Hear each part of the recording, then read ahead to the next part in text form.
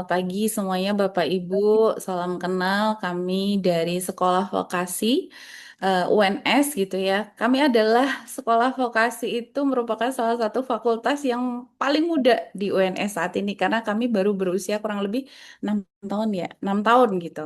Jadi tapi prodi kami itu manajemen bisnis sudah kurang lebih lebih dari 11 tahun lah. Nah, sebelumnya kami memang bergabung di Fakultas Ekonomi dan Bisnis atau FEB di UNS, lalu kemudian kami dipecah untuk program diploma, memang kami dijadikan satu gitu ya di sekolah vokasi, sehingga mungkin ini juga jawaban adanya tuntutan industri gitu ya Pak Andre, karena memang ternyata sekarang salah satunya adalah menjembatani teman-teman siswa yang khususnya dari SMK seharusnya itu lanjutannya adalah ke sekolah vokasi. Harapannya kalau sekolah vokasi itu lulus udah bisa kerja gitu. Nah, itu dia jadi tantangan kami di program studi sendiri gitu. Hari ini terima kasih Pak Andre kami diundang untuk sharing gitu nggih di Munshunshim.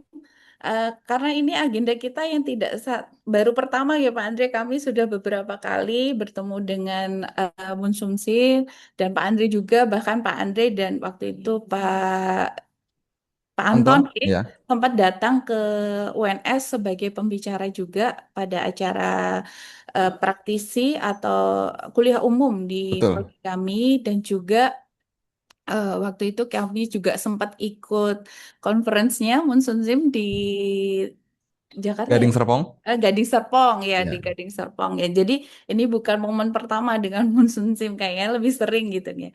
Terima kasih. Jadi ini kami merasa apa ya terharu gitu akhirnya diikut sertakan menjadi sebagai eh, apa ya panel untuk sharing session di acara Monsun Sim hari ini.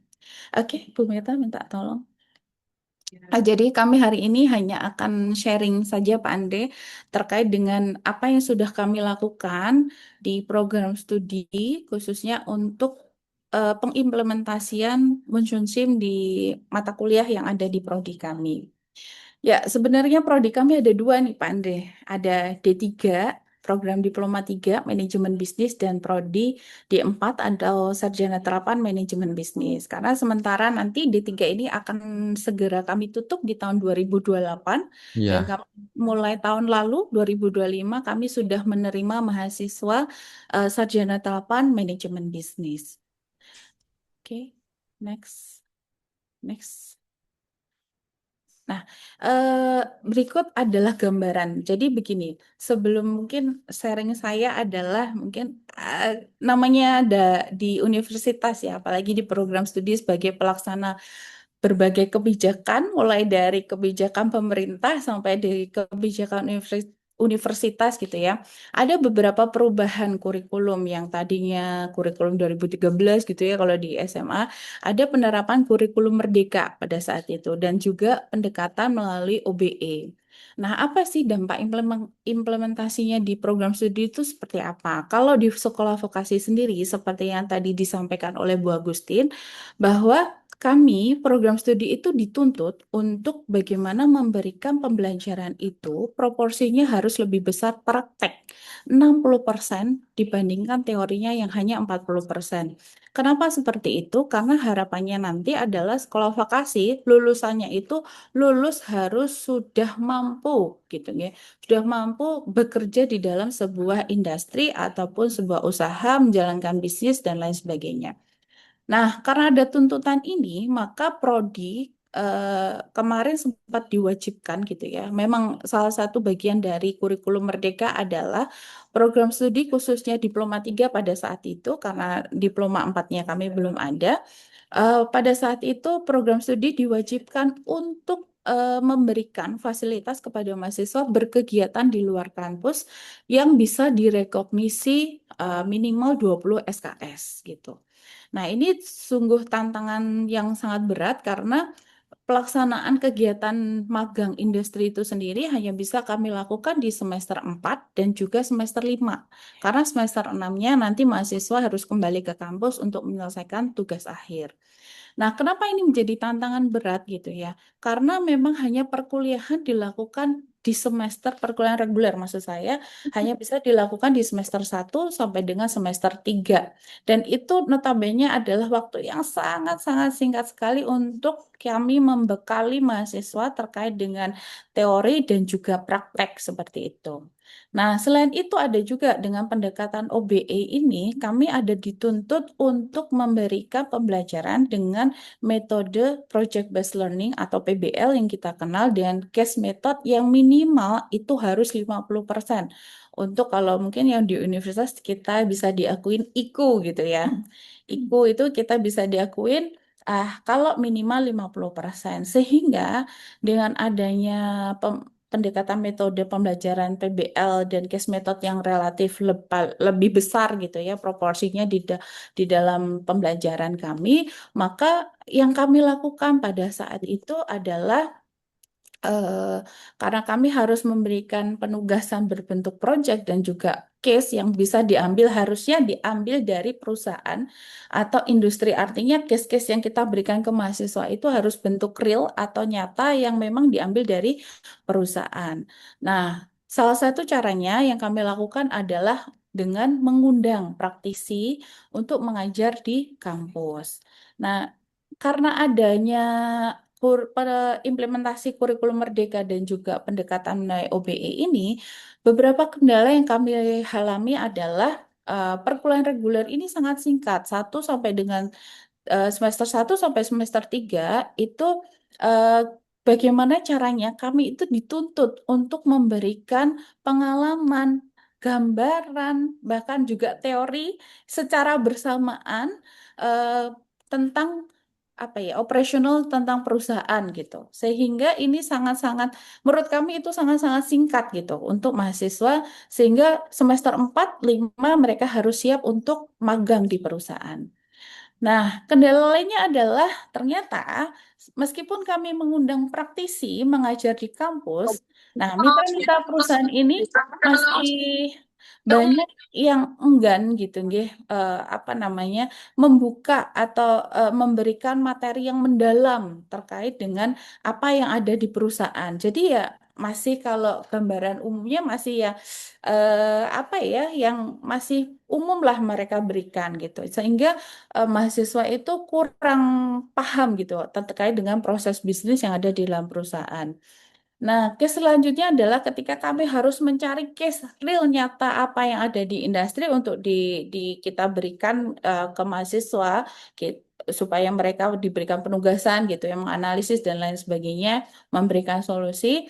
Nah, ternyata masih banyak mitra perusahaan yang enggan untuk memberikan informasi terkait dengan perusahaan, terutama untuk dijadikan case untuk dianalisis oleh mahasiswa. Nah, selain tiga tadi, Pak Andre, ada lagi yang keempat kendala kami adalah kenapa sebelum kami masuk memutuskan menggunakan konsumsi adalah ini yang paling paling gongnya karena ketika mereka sudah masuk ke industri magang gitu selama 1 semester, ternyata mitra industri itu mereka menyampaikan bahwa banyak sekali kekurangan mahasiswa, terutama di bidang inisiatif mahasiswa. Setelah kami analisis observasi kepada mahasiswa gitu ya, ternyata karena mereka ada keterbatasan pengetahuan mahasiswa terhadap proses bisnis perusahaan. Jadi karena kurangnya gambaran sebelumnya, seperti itu kayaknya. Makanya mereka lebih kalau nilai di bagian inisiatif mahasiswa itu pasti kurang gitu. Sehingga kami mm, beberapa kali memang merubah merubah cara cara pendekatan, pembelajaran, metode dan lain sebagainya supaya pada saat mereka magang itu memang mereka sudah siap gitu Pak Andri. Next Bu Mirta. Nah, eh, jadi kenapa sih harus Monsoon Sim gitu ya? Ini saya bukan beriklan karena kami sudah join di Monsoon Sim ya Pak Andre. Karena ini based on pengalaman kami gitu ya. Sebenarnya kami tahu Monsoon Sim itu dari adanya kegiatan benchmarking di Universitas Ciputra pada tahun 2024 pada saat itu. Kenapa kami ke sana? Karena memang kami ada program untuk apa ya, membuat atau mendesain untuk program sarjana terapan atau di empatnya. Kenapa itu kami pergi ke beberapa universitas yang memang punya based on pendidikan bisnis gitu. Makanya kami pergi ke Ciputra, sambutannya luar biasa sampai kami dibawa ke buah labnya di Ciputra gitu. Lab waktu itu lab lab ada komputer lab ini ya, lab bisnis mungkin ya waktu itu sebutannya lab bisnis. Nah, di situ kami tertarik gitu ya. Tertarik itu artinya memang penataan desainnya itu bagus. Kami menanyakan, "Ini lab untuk apa, Bu?" Nah, di situ disampaikan bahwa ini adalah lab simulasi bisnis, Ibu katanya. Oh, menggunakan apa gitu. Nah, beliau menjelaskan bahwa mereka menggunakan Munshunshin pada saat itu. Setelah mereka bermain, oh game itu anak-anak nanti bermain game Munshunshin. Setelah itu mereka per kelompok menganalisis hasil pekerjaan mereka, lalu mereka mempresentasikan masing-masing. Oh, keren juga nih, saya bilang gitu kan. Ini olah-olah dari Ciputra karena adanya tadi olah Ciputra Surabaya, makanya kami kenal ada yang namanya Munshunshin. Nah, setelah itu, karena kebetulan Bu Mirta ini adalah background pendidikannya adalah IT gitu ya. Nah, setelah tahu tentang Mushroom Scene, kami mencari. Jujur kami hanya browsing, melalui browsing aja. Apa itu Mushroom Scene? Bagaimana caranya join? Bagaimana? Nah, yang paling banyak berperan di sini adalah Bu Mirta pada saat itu, jujur saja, karena Bu Mirta kan memang ketertarikannya besar nih di bidang IT. Nah, setelah itu kita mencoba untuk join sebagai peserta kompetisi non-member awal-awal dulu, Pak. Karena waktu itu kalau nggak salah Bu Mirta sudah sempat join ya dengan Pak Andre sebelum kami trial ya, ikut Betul, Bu. trial pada Betul. saat itu, sehingga sedikit banyak kami sudah tahu tentang Munsunsin sehingga kami bisa mendorong mahasiswa untuk ikut menjadi peserta kompetisi non-member. Nah, ini ternyata pada saat kita cobakan ke mahasiswa untuk apa ya, kamu mau ikut nggak kegiatan seperti ini lomba-lomba ini? Ternyata mereka ada antusiasnya gitu. Oh, oke. Eh, Pada saat itu kami hanya sebatas tahu bahwa ini adalah game gitu ya, sehingga Hmm. mahasiswa akan banyak tertarik gitu. Nah, setelah itu karena adanya antusias, kita sudah mencari, terus kita sudah sempat berkomunikasi dan ikut seperti ini juga nggak Pak Andre kalau nggak salah. Betul. Akhirnya kami mengkaji, menghitung dengan kesesuaian kebutuhan yang ada di prodi. Karena ya memang kalau boleh jujur memang ini pendanaan semuanya dari universitas sehingga kami harus mengukur menilai kesesuaian kebutuhan apakah kami memang membutuhkan itu dan kita cocokkan dengan mata kuliah yang ada di kita kira-kira apa yang bisa diimplementasikan mata kuliahnya apa saja terus nanti berapa banyak kira-kira peserta yang akan kita ikutkan dan lain sebagainya sehingga eh, dengan kita menghitung apa ya, menyamakan atau menghitung dengan adanya kebutuhan di prodi, kami berusaha untuk bagaimana caranya kendala-kendala tadi yang ada di prodi itu bisa bisa diselesaikan dengan penggunaan aplikasi menggunakan Motion Sim ini. Nah, terutama adalah untuk menyelesaikan pembelajaran yang sifatnya case method ataupun PBL. Kalau kalau di saya pribadi itu mengimplementasikan lebih ke case methodnya gitu. Kenapa? Dari sini mereka membuat apa menjalankan sebuah bisnisnya sendiri. Mereka dituntut untuk memahami proses bisnis, juga mengasah mereka bagaimana bisa berpikir kritis dan juga inovatif. Next, Bu Mirta. Nah, setelah kami telah lebih banyak, setelah kami ikut TOT juga ya Pak Andre, 2 kali kami ikut TOT. Yang TOT terakhir itu ada di UNS. Pak Andre datang ke sini kurang lebih 2 hari ya Pak Andre. Betul, Bu. dua Betul, hari Bu Atri. kami melakukan TOT. Jadi eh, dan semua Bapak Ibu dosen yang mau mata kuliah itu wajib ikut TOT sehingga eh, nanti punya gambaran bagaimana mengimplementasikan game Monsoon Sim ini di mata kuliahnya. Dan terkait dengan mata kuliah yang bisa diimplementasikan dengan menggunakan Monsoon Sim, kalau di prodi kami ada sekitar 10 ya, satu. 12 mata kuliah. 11. 11 ya, 11 mata kuliah.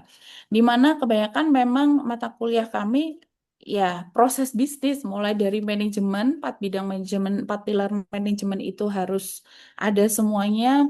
Juga ada simulasi bisnis nih yang paling menarik nih Pak Andre, karena kenapa simulasi bisnis ini sebenarnya kalau dulu kami berikan ke mahasiswa itu mereka langsung melakukan aktivitas bisnisnya. Nah, ternyata itu kami lakukan di semester 4. Kalau mereka tidak magang, mereka melakukan em, simulasi bisnis atau membuat bisnis lah gitu. Kurang lebih seperti itu. Nah, ternyata pada saat melakukan simulasi bisnis itu juga jadi analisa kami juga. Kenapa? Ternyata mereka ya maksudnya belum begitu paham betul Pak waktu menjalankan itu sebelum melakukan sebelum adanya monsoon sim itu gitu. Sehingga gambaran tentang oh proses bisnis tuh aku harusnya eh, stok tuh gimana, manajemen stok gimana dan lain sebagainya itu belum ada gambaran pada saat itu. Sehingga ini sebenarnya masuk banget ke simulasi bisnis. Harapan kami simulasi bisnis ini kan memang aplikasi apa ya? Dilakukan langsung mahasiswa dengan membuat bisnis. Nah, harapan kami sebelumnya itu mereka sudah dapat gambaran tentang proses bisnis seperti apa sehingga pada saat mereka menjalankan simulasi bisnis ini em, bisa bagus gitu hasilnya gitu. Juga ada pengantar bisnis, akuntansi. Akuntansi ini karena data keuangan itu lebih mendekati ke real ya, asli hasil dari game itu akuntansi bisnis mahasiswa bisa menghitung-hitung nih, kenapa saya harus punya hutang, kenapa laba saya sedikit dan lain sebagainya dan ternyata masuk banget gitu. Dan juga ada pembiayaan UMKM serta pemodelan data dan perencanaan strategis. Next.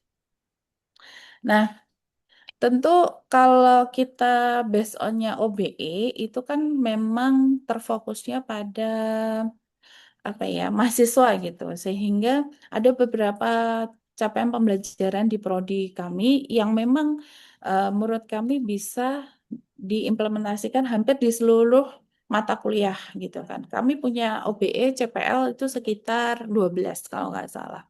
Dan 5 di antaranya memang fokusnya pada bagaimana mereka memahami konsep, menguasai, mengimplementasikan, merancang, mendesain, menganalisis, dan lain sebagainya. Jadi semuanya sangat terkait erat dengan capaian pembelajaran yang mungkin ini bisa ditarik, kalau menurut kami bisa ditarik untuk diimplementasikan dengan menggunakan pembelajaran based on-nya game simulation tadi. Seperti itu. Next. Nah, program studi kami itu punya kompetensi inti yang sebenarnya ingin dicapai gitu ya. Yang mana kompetensi inti ini sebenarnya kami bagi untuk masing-masing semester gitu. Jadi setiap satu semester ini harapan kami adalah mahasiswa itu punya kompetensi inti yang bisa dicapai setelah menempuh satu semester itu gitu. Mungkin yang pertama itu adalah karakter entrepreneur karena memang kami eh, profil lulusannya adalah salah satunya entrepreneur. Jadi memang kami sebenarnya dapat target juga dari jajaran dekanat Pak Andre bahwa bagaimana caranya nanti lulusan dari program studi kami ya minimal 60% harus menjadi entrepreneur gitu. Makanya karakter entrepreneur ini kita munculkan dulu di semester awal gitu ya sehingga mereka eh, apa ya jiwa untuk menjadi entrepreneurnya tuh muncul dulu sebelum masuk ke mata kuliah yang lebih mendalam di semester-semester berikutnya. Dan semester berikutnya itu ada bagaimana cara mengasah critical thinking-nya yang kita apa ya kita munculkan dan juga mereka memahami bagaimana menerapkan 4 pilar manajemen itu di dalam sebuah bisnis sampai dengan nanti yang terakhir kompetensi yang eh, harus mereka kuasai gitu ya. Itu ada di semester kalau nggak salah semester 6 atau semester 7 untuk yang sarjana terapan. Itu adalah bagaimana mereka mampu mengeksekusi atau menjalankan bisnis yang sudah mereka desain rancang dari semester-semester sebelumnya. Next. Nah, lalu bagaimana sih kami mengimplementasikan Monsoon Sim ini dalam pembelajaran? Ini mungkin pengalaman saya pribadi, Pak Andre, karena eh, mungkin masing-masing Bapak Ibu dosen dengan menggunakan Monsoon Sim akan berbeda nggih. Kalau dari saya itu begini. Awalnya mungkin dulu saya pernah ngechat Pak Andre ya, Pak Andre ini gimana Pak Andre saya masukkan ke dalam RPS saya gitu ya. Terima Betul, betul kasih Bu sudah Agri. dikasih masukan gitu. Tapi sangat sayang sekali. Mungkin kalau kita bisa hitung efektifnya kita menggunakan Munsunsin dan sering sekali itu mungkin baru semester ganjil kemarin ya Pak Andre. Untuk Mhm. beberapa mata kuliah baru semester. Kita join dari bulan Mei kalau nggak salah. Tapi kita Ya, efektif Mei, bulan Mei. menggunakan monsoon sim itu dari bulan Agustus ya. Agustus atau September itu baru kita Iya, apa ya efektif full lah. Mungkin ya belum full, tapi sudah sering menggunakan monsoon sim dalam proses pembelajaran. Nah, TTT offline-nya juga kalau nggak salah Juli Agustus Bu, ya kan? iya betul betul. Iya, Berarti yang setelah bulan itu ya Mei-nya kita Agustus masih September. masih online. Betul betul. Ya mungkin Jadi TTT September offline ya. tuh lebih powerful. Sepertinya TTT Betul. offline lebih powerful, betul. Menyentuh kejiwaannya Bapak Ibu Iya. dosen. Jadi akhirnya mau mengimplementasikan Musumsing ini di dalam proses pembelajaran. Kalau saya pribadi, Pak Andre, yang saya lakukan, saya memasukkan baik rencana pembelajaran dengan menggunakan Musumsing ini di RPS memang. Di RPS saya masukkan, terus kemudian bagaimana saya mengajarkan ke mahasiswa adalah eh, ini terutama terkait dengan mata kuliah pengantar bisnis manufaktur yang saya ampu ya. Ada pertemuan pertama sampai pertemuan ketiga ini memang saya fokuskan mahasiswa ini teori. Teori itu artinya memang kita berikan mulai dari 4 pilar manajemen dan teori tentang bisnis kita berikan full di semester di pertemuan 1 sampai dengan pertemuan 3 gitu. Nah, pertemuan keempat sampai dengan pertemuan 12 ini Pak Andre, eh, itu kita sudah mulai praktek terkait dengan teori-teori yang sudah kita berikan gitu ya atau mungkin ada case-case yang harus diselesaikan dari perusahaan yang memang kita dapat. Nah, 1 jam di sesi terakhir setiap pertemuan ini kami menggunakan Munsunsi untuk bermain. Jadi kita menyisihkan kurang lebih 30 sampai 60 menit untuk kita bermain. Nah, setiap minggu ini kita memberikan pembelajaran 1 sampai dengan 2 modul dulu. Jadi tidak langsung banyak, tapi 1 modul, 2 modul dulu. Terus mereka kita ajak main. Setelah kita berikan apa pelatihan sedikit, kita ajak main untuk per modul ada tambahan-tambahan setiap minggunya seperti itu. Nah, setelah selesai mereka bermain musun sim, meskipun baru 1 2 modul mereka lakukan, biasanya saya minggu berikutnya saya minta mereka melakukan analisa dari hasil pekerjaan mereka. Kenapa sih Anda masih rugi? Kenapa kalian masih belum BEP? Kenapa sih kalian harus ngutang gitu ya, harus menggunakan pinjaman dan lain sebagainya gitu. Nah, mereka harus melakukan analisis itu, menganalisis dirinya sendiri gitu, dan itu jadi diskusi untuk kita di kelas, membangun diskusi di kelas, sehingga selain nanti apa ya kelompok itu masing-masing mereka mempresentasikan hasil bisnisnya, evaluasi kinerjanya, kinerja tim, capaian bisnisnya, strategi yang digunakan dari hasil presentasi itu dia dapat feedback dari dosen dan juga dari rekan mahasiswa yang lain. Sehingga kalau misalkan yang satu nih rugi nih Pak Andre, rugi terus 2 kali main rugi, 3 kali main rugi. Biasanya teman-temannya yang sudah bagus itu kasih masukan, kamu harusnya gini, buka tokonya jangan banyak-banyak dulu dan lain sebagainya. Jadi mereka akhirnya mungkin lebih masuk seperti itu daripada mereka dengerin dari saya. Kalau dari temennya itu mungkin mereka lebih, oh iya ya koncoku bisa seperti ini, temanku bisa seperti ini. Dan itu ternyata efektif di kelas saya Pak Andri kemarin. Nah setelah itu hasil kerja dari simulasi bisnis ini saya masukkan di dalam poin penilaian case method dan tugas sehingga mendorong mahasiswa itu lebih aktif dan lebih kreatif.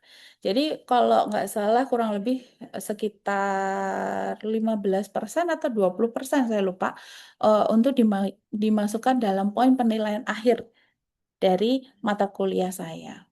Gitu. Next, Bu Mirta. Nah, ini contohnya yang saya masukkan di dalam RPS atau rencana pembelajaran semester. Itu ada di pertemuan 8 saya memang masukkan hanya satu, tapi ini adalah waktu mereka melakukan UTS. Karena dari pertemuan satu 2 3 mereka teori, 4 5 6 7 mereka sudah praktek menggunakan Monsoon Sim.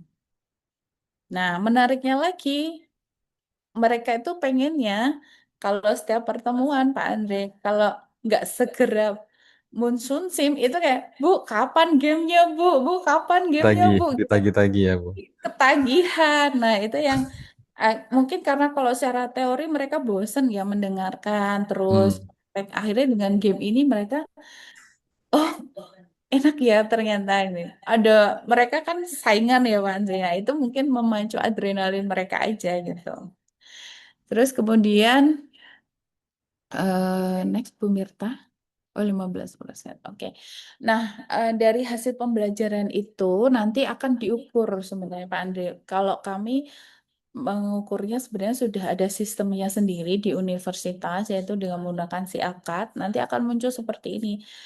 Efektif nggak penggunaan atau capaian CPL itu sudah tercapai apa belum gitu. Ya, Dari kewajiban melapor SPT-nya juga gugur, Pak. gitu. Terus next Bu Mirta, ini contohnya beberapa capaian. Nah, ini kalau tadi RPS yang saya tampilkan itu kan ada PLO, kalau OB kan PLO ya. PLO berapa Ya, aja saya yang juga. mata kuliah ini. Nah, nilainya apa nih? Apakah sudah di atas standar atau belum gitu. Next, Bu Mirta. Nah, namun beberapa tantangan nih yang kami hadapi ketika menjalankan atau mengimplementasikan Bunsunsin di kelas adalah keterbatasan waktu bermain tadi karena memang kita hanya harus membagi kurang lebih satu sesi pertemuan itu 2,5 jam sampai 3 jam itu kita gunakan 30 sampai 60 menit untuk bermain Bunsunsim dan ternyata ini menurut mahasiswa itu masih kurang gitu. Padahal kan kita harus membagi dengan materi-materi yang lain gitu. Yang kedua adalah koneksi internet.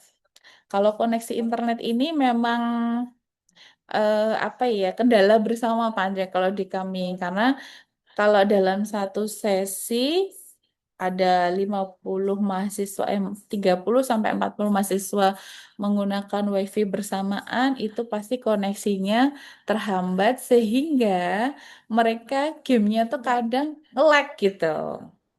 Jadi, Bu, ini kok masih HD 60 padahal saya udah jalan di 62 atau 63 gitu. Terus yang ketiga adalah pembiasaan dosen sebagai fasilitator. Ini juga apa ya tantangan ke kami karena memang itu tadi kalau kita tidak membiasakan untuk kita diskusi antar dosen gitu ya sebagai fasilitator mungkin hanya satu dua dosen aja yang menggunakan game ini untuk proses pengajaran gitu. Next, deh. Ya, gitu Pak Andre kurang lebih sharing dari kami. Mungkin kalau mau dilanjutkan ke prakteknya ya, mungkin dengan Bu Mirta nanti. Terima kasih Pak Andre. Izin ya Pak, melanjutkan dari apa yang sudah disampaikan oleh Bu Agre, mungkin saya sedikit saja untuk bagaimana secara teknis ini agak teknis bagaimana kita berstrategi bermain di Munsun untuk pembelajaran di semester kemarin. Ya, Silakan, Bu. ya. Oke, mungkin ini langsung ke teknis aja ya Pak Andri. Jadi kalau di kami kemarin ini kebetulan di kelas pemodelan data dan perencanaan strategis. Di sini untuk nilai akhir kemarin kami membuat sebuah game 4 sesi secara paralel atau berurutan dan komprehensif ya. Jadi itu nilai yang pertama sesi pertama itu akan digunakan untuk yang kedua dan seterusnya jadi dikumulasikan. Nah, Di game session ini kemarin kita menggunakan karena mata kuliahnya itu bermain strategi ya. Jadi lebih penekanan kepada strategi dari beberapa manajemen yang sudah mereka terapkan ya, dari manajemen keuangan, operasional, dan juga pemasarannya. Oke. Nah, tadi di sini ya Pak. Jadi ada 5 kelompok. Kita bermain di 60 hari kemarin. Kemudian setiap harinya ada 40 detik dan setiap 20 hari itu kita break ya, kita stop untuk mengevaluasi setiap eh, permainannya. Jadi kira-kira apa yang masih kurang dalam tim tersebut. Nah, satu kelompok terdiri dari 6 mahasiswa. Nah, kita membagi 60 hari ini ke dalam 6 phase atau 6 tahap ya, di mana ada analisis di awal atau pra-game di sini. Kemudian nanti di hari pertama sampai 20 itu teman-teman membangun gamenya itu dengan environment-nya, kemudian mengoptimas mengoptimize ya, optimasi apa yang sudah disetting di awal, kemudian mengontrol di hari 41 sampai 55, kemudian di 5 hari terakhir adalah exit strateginya, lalu akhirnya adalah dievaluasi. Secara detail setiap tahapnya bisa saya jelaskan. Jadi di pra-game ini, Bapak Ibu, setelah semua join ya, semua tim join satu kelompoknya tadi, semua anggota masuk, eh, setiap anggota itu akan dibagi perannya dalam SDM-nya. Jadi ada di marketing, ada di B2B, ada di retail misalnya, ada di marketing. Nah, kemudian mereka akan menganalisis lokasi pasarnya. Jadi kotanya tadi Bu Agre sampaikan ya. Misalnya kita bermain di Singapura. Di Singapura bagaimana demografinya? Bagaimana jumlah penduduk ya? Ada yang senior ya, ada yang child seperti itu, ada yang adult. Kemudian bagaimana potensi demand-nya? Oh, kalau di banyak yang lansia, potensi demand-nya seperti apa? Banyak yang junior itu seperti apa misalnya? Kemudian menentukan model bisnis yaitu retail, B2B atau mix ya, kombinasi dari retail dan B2B. Nah, kemudian sebelum bermain kita harus juga menentukan strategi awalannya nih. Bagaimana pembagian peran timnya? Di retail bagaimana yang mengatur atau siapa yang mengatur store-nya, pricing-nya, kemudian marketingnya. Lalu kalau di B2B barangkali siapa yang akan mengelola warehouse-nya, ya. Kemudian siapa yang melakukan bid, ya, bidding-nya siapa, lalu deal offering-nya siapa. Kemudian jangan lupa juga allocate-nya nanti bagian siapa. Atau itu dilakukan oleh satu orang gitu. Jadi bagaimana mereka mengontrol strateginya. Jadi di Pragame ini tujuannya adalah menyiapkan fondasi keputusan agar tidak salah langkah dari awal. Setelah tahap 1 selesai, nanti masuk ke hari pertama sampai ke 20 ini merupakan kita sebut sebagai build dan stabilize. Jadi di sini fase early game ini fokusnya untuk membangun operasional dasar. Jadi bagaimana supaya operasional berjalan dengan lancar, stoknya aman, cash flow-nya stabil di sini. Jadi misalnya membuka toko di retail, ya untuk retail umumnya 50 meter persegi dulu misalnya. Lalu bagaimana menentukan sewanya? Oh harian dulu ya, sebelum ada 7 hari dan seterusnya. Kemudian bagaimana mengisi stok awal produk? Ya, dimaksimalkan untuk 50 meter persegi utilisasi 100%. Kemudian bagaimana restockingnya? Karena kaitannya dengan menjaga space utilisasi agar tidak over atau under capacity.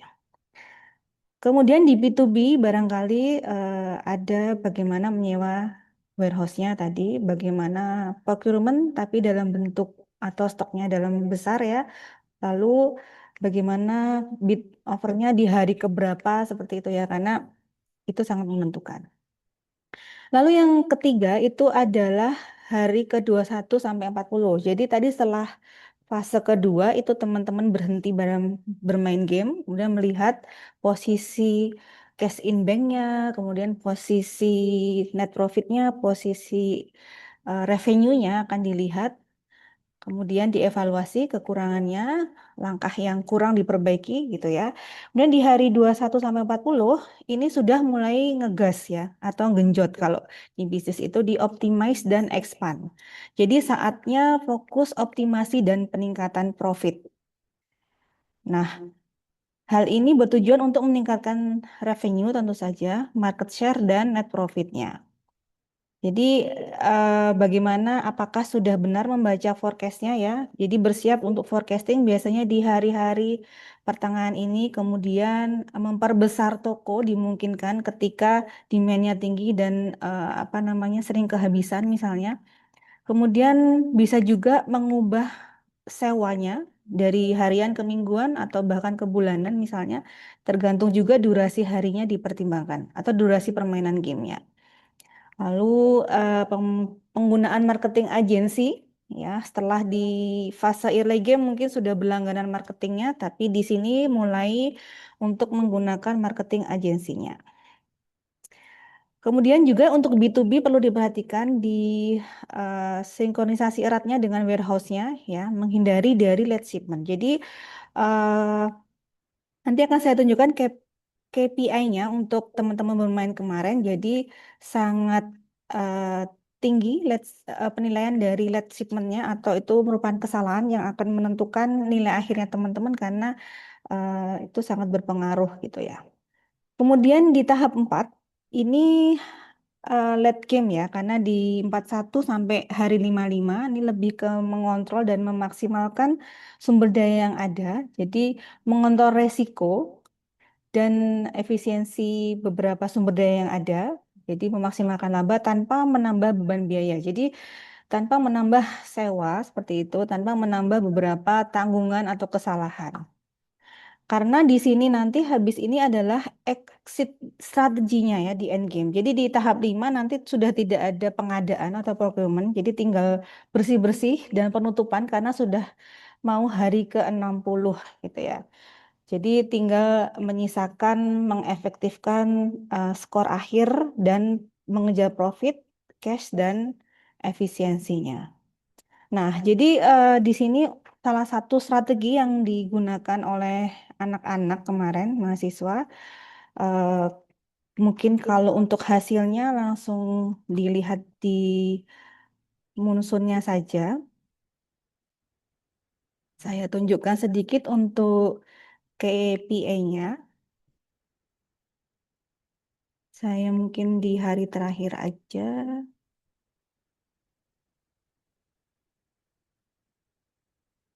Oke. Jadi kemarin, oke. Di sini kemarin saya menggunakan 1, 2, 3, 4, 5, 6, 7, 8 indikator untuk menilai kinerja dari permainannya teman-teman, di mana untuk B2B sales dan lead shipment itu porsinya paling besar. Jadi B2B sales itu 20%, dan late shipment itu 15%. Artinya ketika ada kesalahan dalam eh, pengiriman yang B2B, dia akan sangat mengurangi nilai ya. Kemudian untuk retail sales, revenue, dan B2B itu semuanya sama 10% dan B2B-nya 20% sendiri. Nah, kalau kita lihat di sini tim 5 sampai tim 1 dengan skor total di sini dari terendah 40 sampai 90 ya skornya. Nah, untuk penilaian kemarin di kami minimal nilai mereka adalah 75. Sehingga kalau nilai mereka di bawah 75, mereka harus mengulang permainan sampai mereka mencapai skornya total minimal 75. Seperti itu. Jadi 4 permainan tadi mereka lakukan berulang, kemudian strateginya mereka susun dari kesalahan setiap permainan. Kemudian mereka juga eh, membuat dokumentasi di sini. Nah, membuat dokumentasi dengan job desk masing-masing tim. Ya, misalnya di tim retail ada siapa, tugasnya apa, kemudian nanti kesalahannya apa, strateginya seperti apa. Gitu. Dan kami sebagai dosen juga bisa melihat atau menilai dari SDM-nya. Jadi di sini ada CEO-nya siapa, misalnya Zahra. Kemudian Zahra ini harus bisa mengkoordinir teman-temannya. Nah, kemudian hasil akhirnya itu bisa kami lihat di data Learner Activity Report di sini ya. Nah, kami menggunakan ini untuk menilai teamwork-nya dan kemudian aktivitasnya. Apakah aktivitasnya sudah benar atau banyak kesalahan yang dilakukan. Nah, ini kami download secara Excel, kemudian kita olah datanya menjadi seperti ini. Ya, jadi ini data tadi setelah di-download, kemudian saya baca misalnya tim 1 ada berapa B2B biddingnya, ada berapa transaksi, kemudian di marketing ada berapa investasi marketing, seperti itu. Nah, kemudian dibandingkan setiap tim, ya. Nah, dibandingkan tiap tim, nanti akan terlihat tim mana yang sering melakukan bidding di B2B. Ini semoga nggak salah ya Pak Andre ya, analisis data kami. Kemudian investasi marketing juga ya, lalu marketing dan memanage retailnya. Jadi akan bisa terlihat kinerja dari masing-masing tim tersebut. Jadi kurang lebih seperti itu. Itu Pak Andre sampai